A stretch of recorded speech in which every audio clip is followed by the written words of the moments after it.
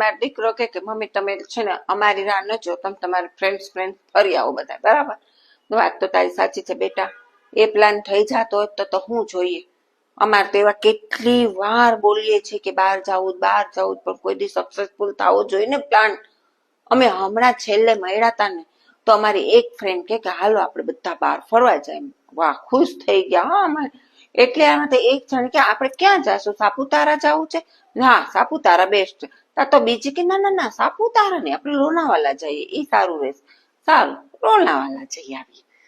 તા તો વળી ત્રીજી કે ના ના, એના કરતા આબુ જઈ આવીએ, 2 દિવસ બહુ થઈ ગયું ભાઈ.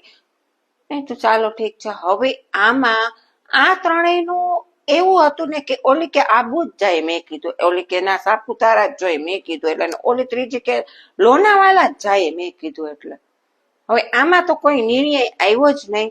છેલ્લે ચોથી એ કહી દીધું કે મને આમાં ફાવે એમ જ નથી, કેમ કે હું આખો મહિનો બીઝી છું. બોલો, તમે કીધું પેલા નતું બોલાતું, આ બધું ક્યારની લમણા લે છે બીજા હારે બેઠી બેઠી જોઈ. તમારે આવું હોય ક્યારે ફ્રેન્ડમાં? અમારે તો ખબર ને આ ફ્રેન્ડ સર્કલમાં પ્લાન જ બહીને રાખે, બોલો. હવે મને તો ખબર નથી પડતી કેદી ફરવા જઈશ ફ્રેન્ડ હારે, પ્લાન કેદી સક્સેસફુલ થશે.